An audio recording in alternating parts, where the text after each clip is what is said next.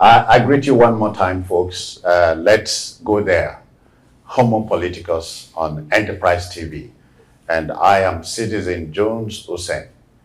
Today, a planned return to the trenches. Asuu issues 21-day strike warning. You know, an unfinished business is something that a person needs to deal with or work on. Otherwise, something that has not yet been done. Like a deal left undone, the Academic Staff Union of Universities, Asuu, has issued a 21-day ultimatum to the federal government to accede to its demands or face a showdown by the association. An insider account assures, though, that this is not an ultimatum, but a formal strike notice. And so in 21 days, we expect both parties to meet somewhere in the middle.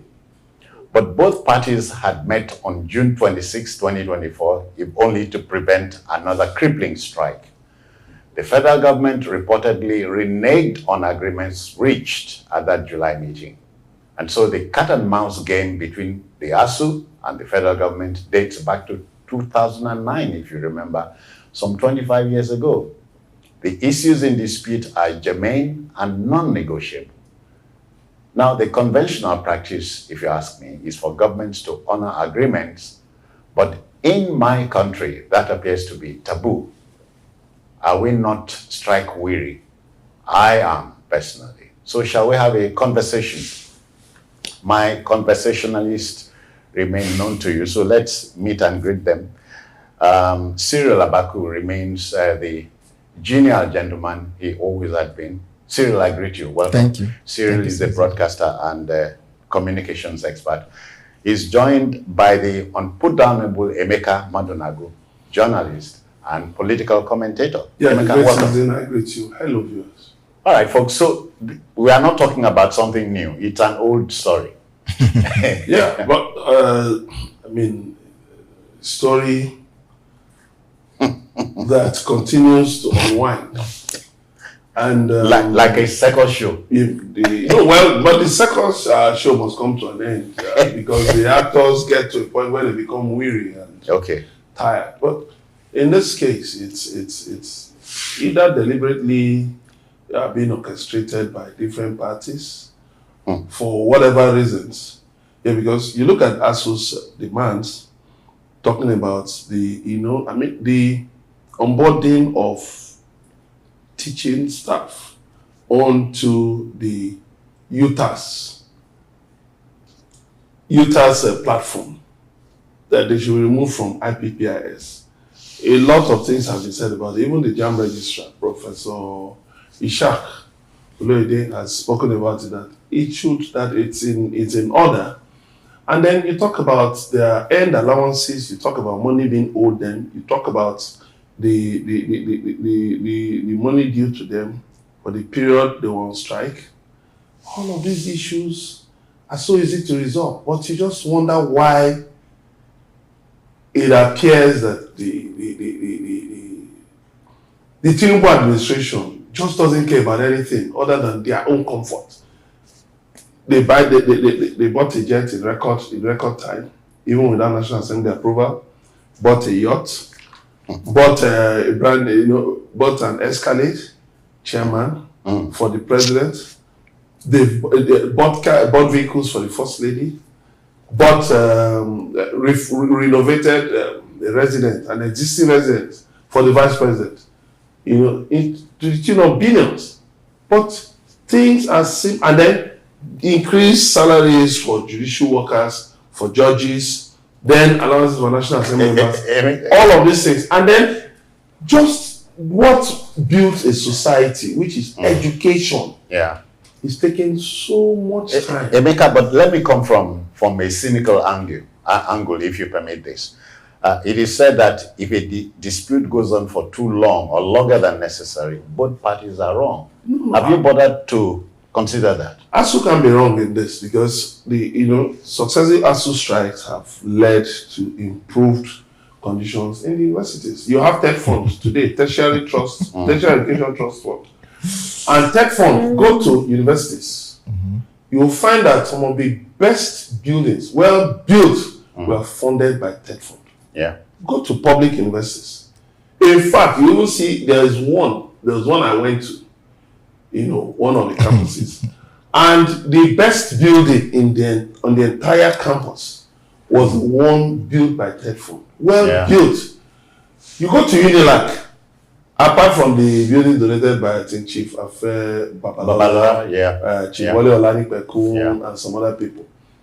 And then maybe some of the buildings. Tell me, some of the other buildings, what led to their being constructed. So you just find out that it's unfortunate. Asuu, at the point, some people were actually mocking Asuu.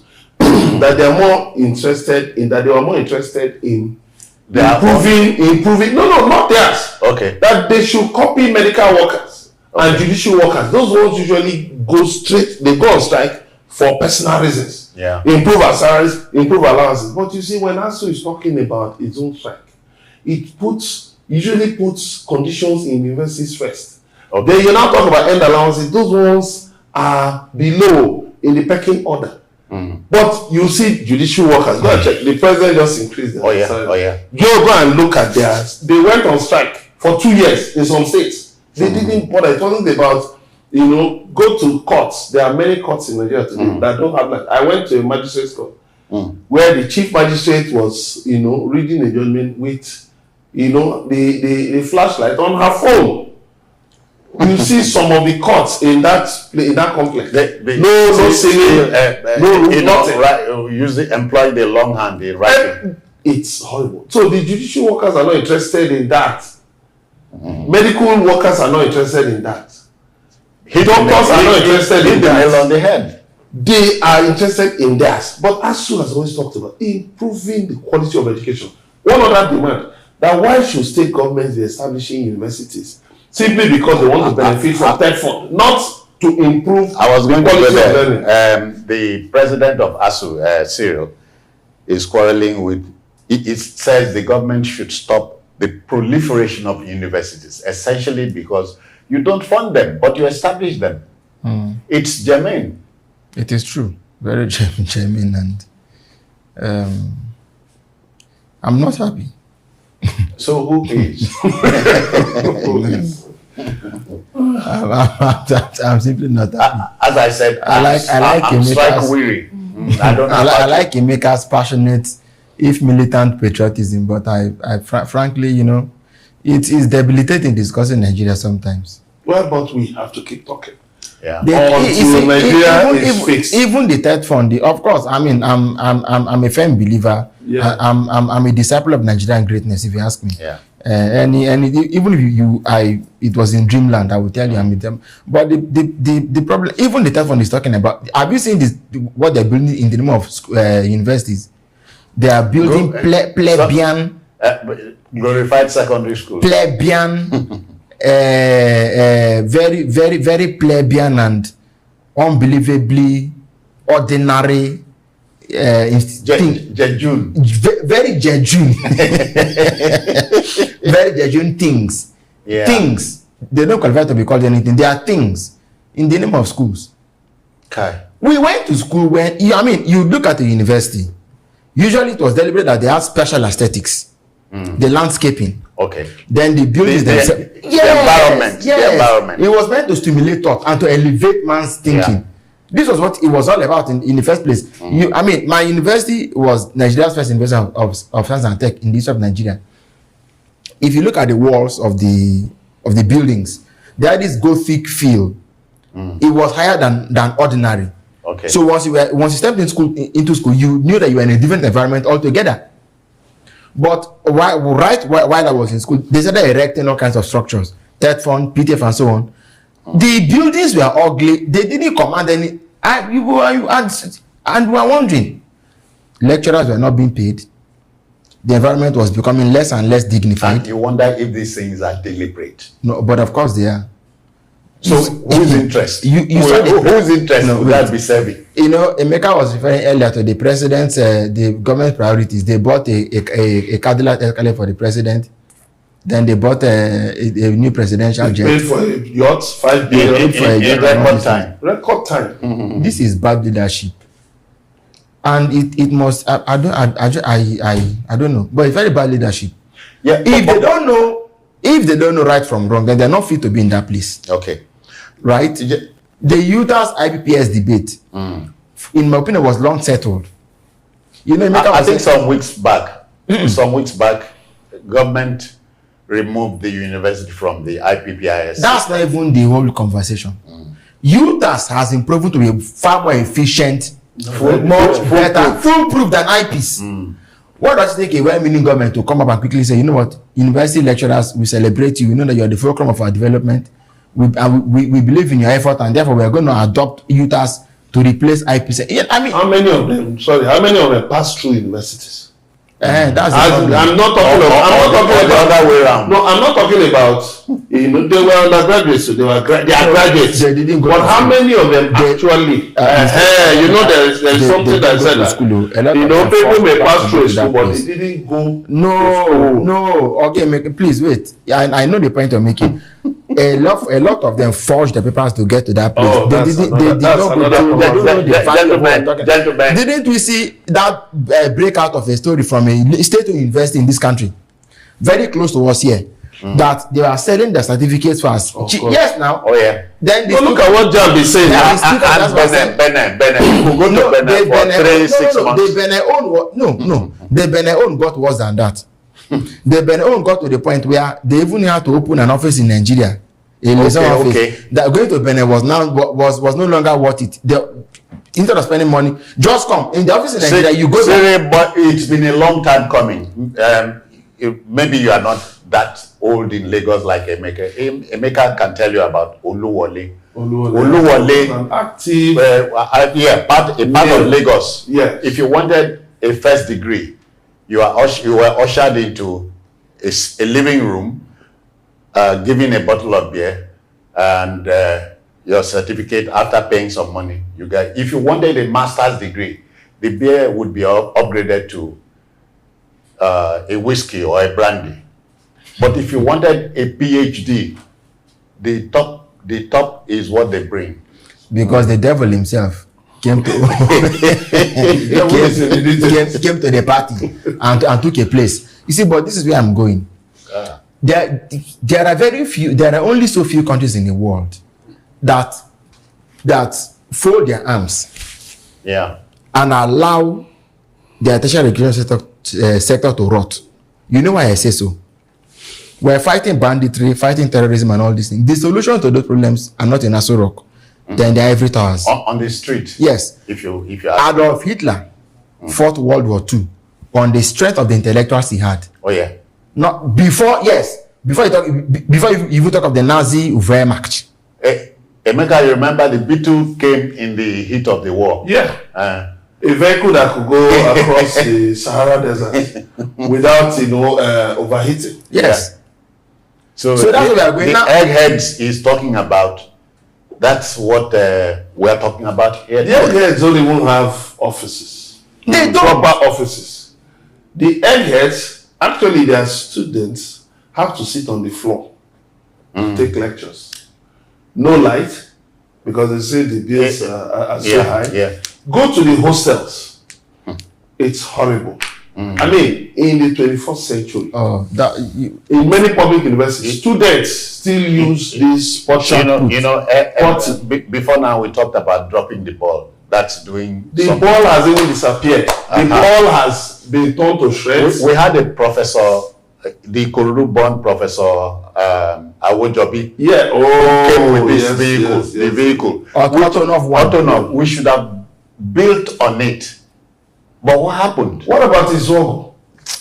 Dr. Ezekiel Izogo. Okay. He had the Z600. Okay. And then name it. There was another professor. Westerners, people were coming from the West and from Asia to apply for teaching jobs in Nigeria. The 60s. In Nigeria, even the 70s. Can we forget that the Peace Corps came to America in the 60s and 70s? The American Peace Corps. They were here. They were here. Taught from secondary school, though. They were here. There's even a story that I think in the 70s, the Saudi royal family actually came to loot. For medical attendance. Okay, UCH. For medical attendance. And today, there's no life support machine. The Saudi royal family. So when you begin to look at a lot of these things, you just might get to a point where you hate Nigeria. You can just leave this country, just say you don't want to have anything to do with this country again. Because when that's when you don't pass. It's horrible. Yeah. Imagine. You just wonder why people they really engage in thought paralysis. Yeah. You must move. You cannot move forward with an abundance of religion. Religion should actually provoke thought, because if you look at the books of the various religions, you see a lot of thought-provoking points that say, okay, Emeka, essentially because religion was established by man. Yes, but to improve man, to make man better, to make human life better. But the Nigerian variant, not the Nigerian variant of religion, is a sort where you say that somebody will tell people to come with mortars and pestles for a vigil, and then because they are going to pound their enemies to death.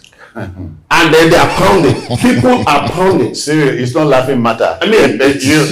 Religion makes you buy apron. Wear the apron as a shield against any untoward thing. That must be No. You know the thing is this. If you look at the books of religion, you see that a lot of thought about how to make the human condition better went into them. But you know what? The problem with us is that we now shut down our brains. The things we ought to do arising from what we understand, the things around us, the problems around us, the challenges around us, what other nations are doing, other societies are doing to get better. We don't want to be involved in that. So what do? We allow Asuu to go on strike as they like. Just keep going on strike because some people hope to benefit from it. Yeah. And then so people are Emeka, that I'm serious. You mean people are benefiting from the rot? Let me tell you something. People are benefiting. Let me tell you something. Look, why has JAMB suddenly become so, permit me to use this word, militant about admissions? To the extent that JAMB has said all tertiary institutions must submit their matriculation list to it because a number of them are engaging in illegal admissions. So now, is there now? The JAMB listed. Didn't you see what happened? I'm going to somewhere. Do you know the funny thing? Sometimes there are institutions that actually employ people. Okay. They employ people as if they are casuals. In different places, different positions, as casuals. So now, when these strikes come up, whether Asuu or Nasu or whatever, then as part of the negotiation, when government says, okay, we've acceded to your demands, blah, blah, blah. Yeah. Suddenly, those so-called casual will emerge. Staffers will be onboarded. You can imagine how many were onboarded into IPPIS. So when government keeps talking about ghost workers, it's not as if there are ghosts that go to resume at federal secretariat or in MDAs. No. And for that matter, collect salary. They are human beings. They are real human beings. But do you know what? The way these people are onboarded. You saw what Fubara did in Rivers State. He said that is the 10,000 job scheme of his predecessor, Nyesom Wike, that was cancelling it. Because do you know what? A lot goes on, and the government now is talking of getting, is it not a $500 million loan to address staffing shortages? We are talking of ghost workers, and then we are now looking for money to add more ghost workers to the system. So that is why you see the universities, you look at the quality of graduates we are producing these days. It's unfortunate because you don't even blame them. Where are the tools? How well equipped are their laboratories? Students who sleep in a hostel, about 10, 15, in a room. What kind of mentality do you want them to create? Emeka, sometimes you wonder if the age of creativity is not gone, because I've had to say what I'm going to say now at the risk of sounding like a broken record. Professor Chinua Achebe belongs in a generation of Nigerians who elected to belong in the creative industry. Chinua Achebe actually was reading medicine. He actually started reading medicine, but he said no, that he wanted, that this was where he belonged. Yeah. That he didn't have the mind to become a medical doctor. The discipline will choose you rather than the other way around. That is it. Just like Ojukwu.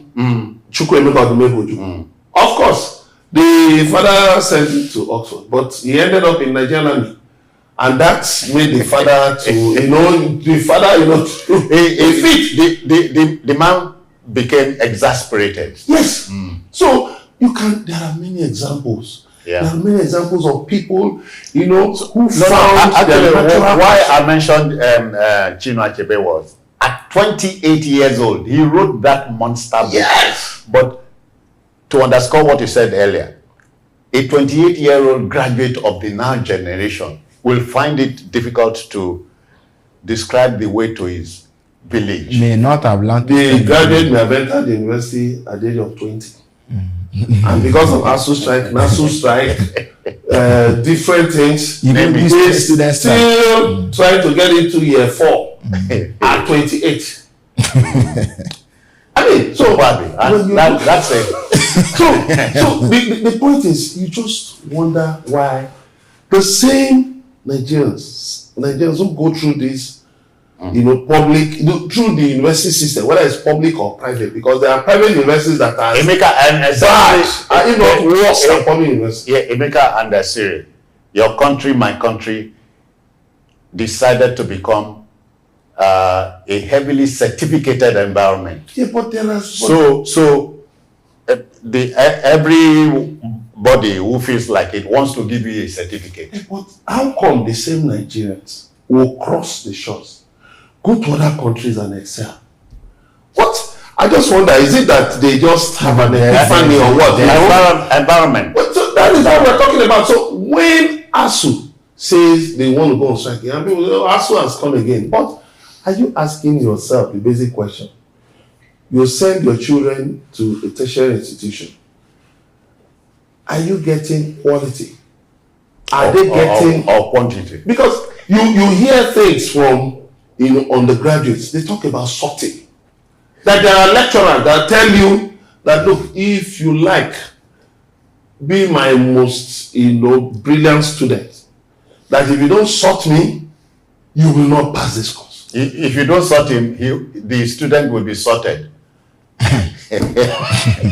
All right, gentlemen. So we begin to return home. Let's take it from the top. I'm introducing a new element into the discussion. Agreements across the world are meant to be, if you sign an agreement with government, it's as good as a done deal.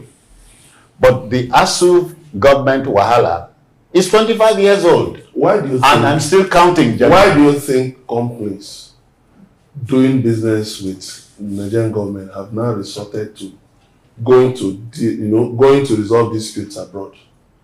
They found out that the courts here cannot help matters. That's why you saw that one governor set up a free trade zone riding on the strength of a treaty between Nigeria and China, appointed managers for the place. Another governor came in, dismantled everything, appointed another set of managers. And then suddenly realized, no, we shouldn't have gone this way.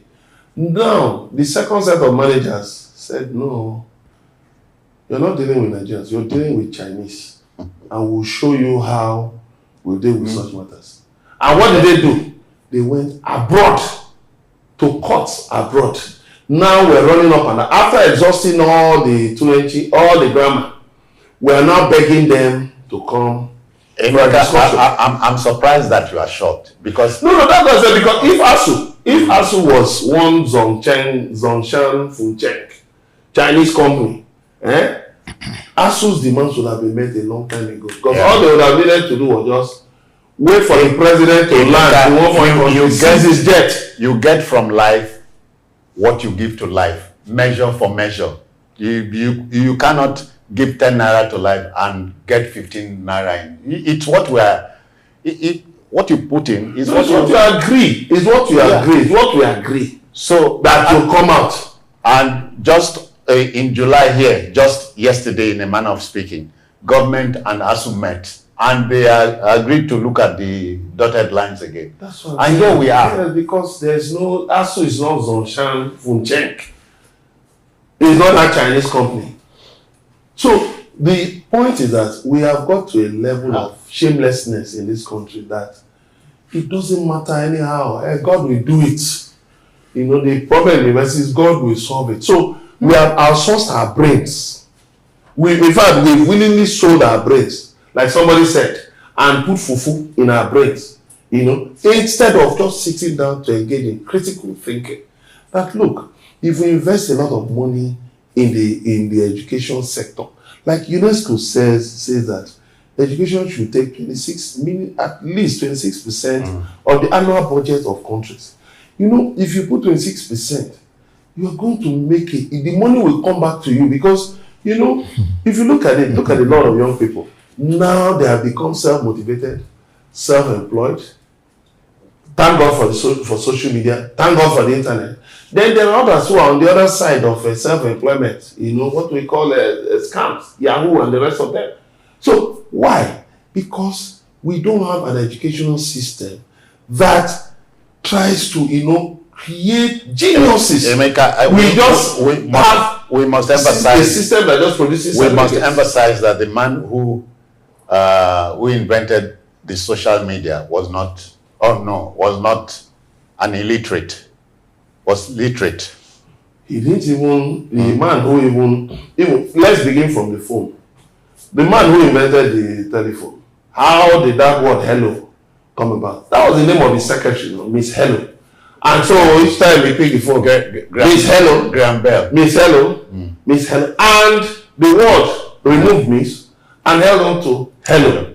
So it started as just a communication between himself and the secretary. Yeah. And things moved on, and look at what we've gone beyond basic telephony to. In fact, things keep evolving. Cyril, the index finger of the producer is asking me to wind down. Can you do so in 30 seconds? Seriously, it's not. You can't be any more happy than we are. I frankly wonder if there's any new song to sing for my dear country. All the songs have been sung. I hope one day she hears. I hope you don't sing the Lord song in a strange language. Yeah, but I do hope that one day she will wake up from her slumber and dance as she ought to.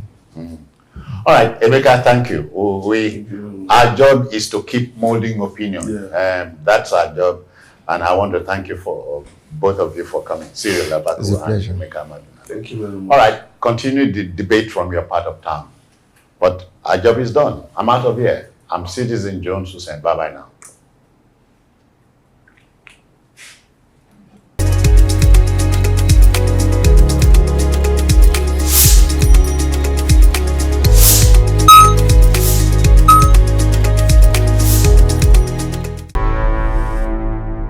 Enterprise TV, a tradition of truth.